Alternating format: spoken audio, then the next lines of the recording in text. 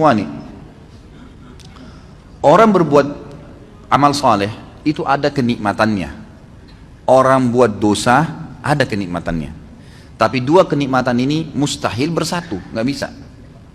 Antum kalau merasakan nikmatnya ibadah, dan itu dengan cara ibadah itu tanda kutip harus dipaksakan, nggak bisa nggak.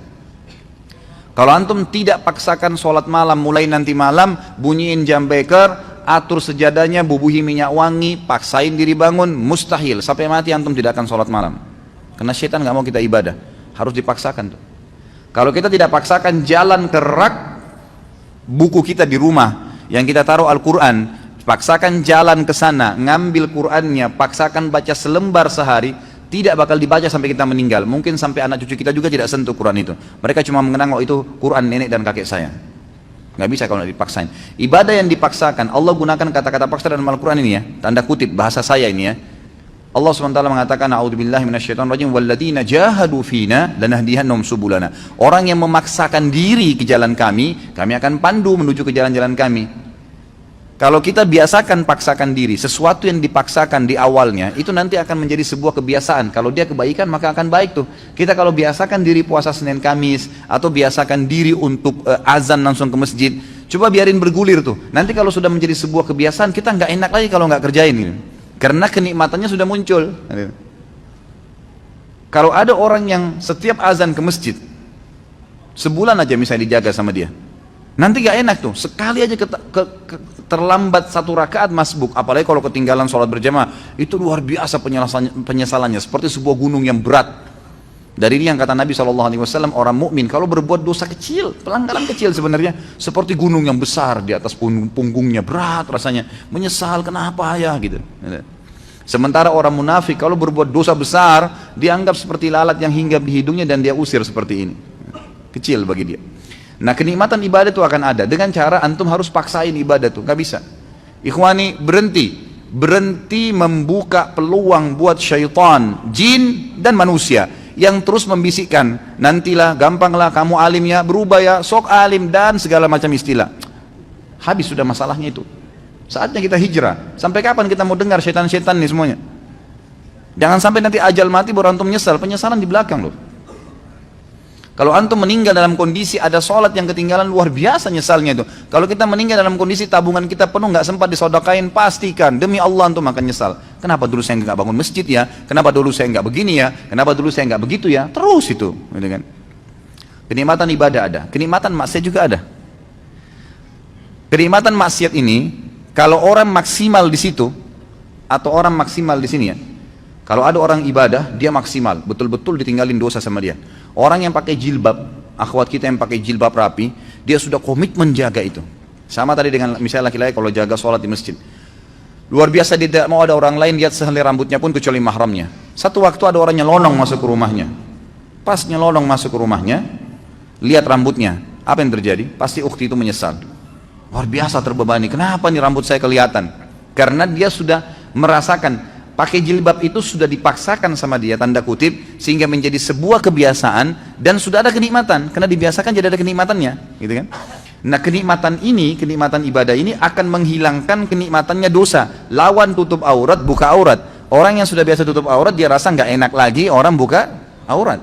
Orang yang biasa sholat, hilang kenikmatan meninggalkan sholat, karena lawannya sholat pahala, ini meninggalkan sholat dosa, gitu kan?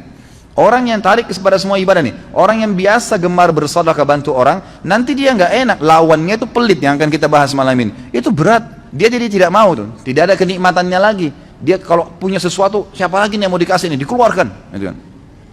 Seperti itu. Dosa dari sisi lain juga punya kenikmatan. Dosa punya kenikmatan. Orang kalau sudah membiasakan diri dalam kemaksiatan, misal perempuan tidak tutup aurat, dia pakai celana pendek, pakai celana ketat, bajunya luar biasa terbuka, gitu kan?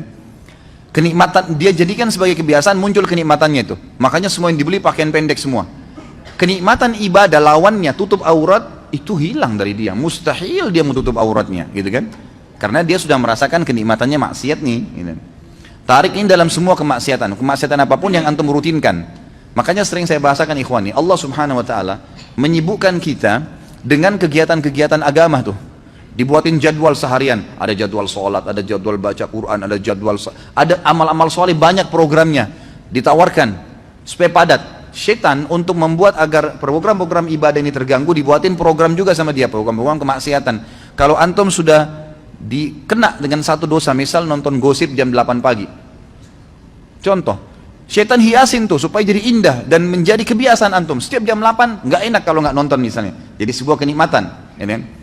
Maka antum tidak akan mau diganggu jam itu, kegiatan apapun, mau baca Quran, mau mengaji, mau apa, pokoknya harus saya nonton ini, gitu kan? Dibuat kenikmatan. Kalau kenikmatannya sudah muncul, maka kenikmatan ibadah tidak ada. Kalau ada orang maksimal di sini, dia nikmatin ibadahnya, dia tinggalkan benar-benar 100% dosa, itu yang luar biasa. Itu yang kita harapkan.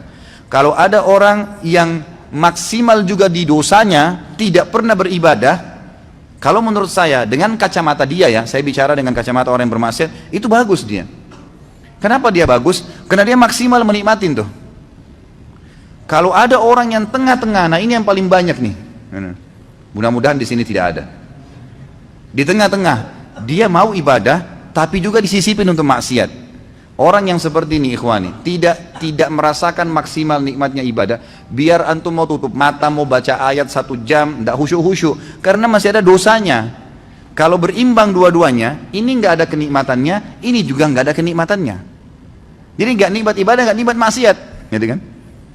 Kalau ada orang misalnya mabuk, dia anggap bolehlah kumpul-kumpul sama teman, minum. Tapi dia juga jaga 5 waktu sholat. Kira-kira pada saat dia mabuk jam 2, jam 3 malam, dia pikirin sholat subuh, terganggu nggak? Lagi mabuk, duh sebentar mau subuh nih. Nggak nikmat tuh mabuknya. Ya nggak maksimal, karena dia masih terbebani dengan sholat subuh. Jadi kalau ada orang mabuk sekalian, dia nggak pikir sholat, itu maksimal dia. Dia nikmatin, tapi ingat ujungnya neraka, bukan saya sarankan ya. Ujungnya neraka nih. Tapi saya coba datangkan ikhwani, supaya antum keluar dari poin yang ini nih. Ada orang di sini, jadi dia masih membuka diri untuk kemaksiatan, sehingga ibadahnya nggak pernah bisa khusyuk, karena dia masih buka pintu ini. Jadi nggak bisa. Di sini nggak nikmat, di sini nggak nikmat. Dia kalau berbuat ibadah, kemudian dia juga masih buat maksiat, nanti dia pada saat sudah pelihara jenggot, sudah mulai hadir pengajian, sudah mulai jaga sholat, tapi masih pacaran misalnya. Dia jalan, kalau dia jalan dengan pacarnya itu, pasti dia diikuti dengan ketakutan-ketakutan. Takut dilihat, takut nanti ada yang tahu nih teman pengajian, takut begini, nggak maksimal tuh. Coba kalau dia nggak ada beban, memang dasarnya rusak, mau telanjang di jalan, mau pergi kemana-mana sama dia nggak ada beban, nggak peduli, gitu kan? Memang ahli neraka sudah, ya sudah. Dia sudah nggak ada malunya, kata Nabi SAW, kalau kau tidak malu buat apa yang kau inginkan. Nah ini dia rasakan maksimal di situ, tapi ujung-ujungnya konsekuensi ada, dosa dan masuk neraka, gitu kan? Jadi antum tidak ada opsi. Menjadi orang yang mukmin memang sejati, nggak ada lagi peluang untuk maksiat. Udah habis ceritanya tuh. Bisikan-bisikan setan untuk gini, untuk gitu, negosiasi supaya masih mau ngurangin kehusuan pahala, ngurangin sedekahnya. Buka dompet 50.000, 10.000, sama 5.000. Pas antum buka niat mau sedekah buat orang fakir miskin. Begitu antum buka, setan bisikin 5.000 aja. Dia ambil 5.000 kasih. Enggak, a'udzubillahi minasyaitonirrajim. Makin besar jaring yang kita lempar, makin besar ikan yang didapat. Bagaimana caranya orang mau dapat ikan paus pakai cantolan yang kecil? Jebol lah. Untuk nangkap ikan teri dipakai untuk panggil ikan paus, nggak bisa. Pakai kapal tanker. Tuh dapat ikan paus tuh besar. Ngasih 1.000 rupiah, minta sama Allah kesehatan, kekuatan, keturunan, selamat dari neraka, masuk surga, jodoh yang baik. Wah, luar biasa. Gimana caranya? Padahal kalau dia belikan atasannya hadiah, dibungkus kemasan bagus, macam-macam. Kita kalau kasih fakir miskin ikhwani, itu kita bukan kasih dia sebenarnya, kita seperti memberikan hadiah kepada Allah itu. Makanya para ulama mengatakan, Urwah Ibn Zubair rahimahullah, seorang ulama tabi'in yang masyhur, beliau mengatakan, jangan kalian menganggap sama sekali sedekah yang kalian keluarkan itu bentuk sedekah, itu hadiah yang kalian berikan kepada Allah. Maka malulah seseorang di antara kita kalau memberikan kepada Allah lebih sederhana dari apa yang dia berikan kepada orang yang dia hormati dari manusia.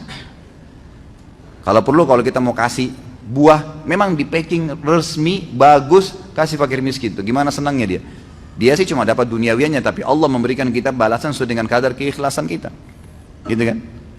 Jadi di sini maksimalin, maksimal ke sini dan ini sudah tolak. Saatnya hijrah, nggak bisa sampai kapan nih? Gitu. Kalau setengah-setengah percuma gitu. Tidak akan merasakan kenikmatan semuanya.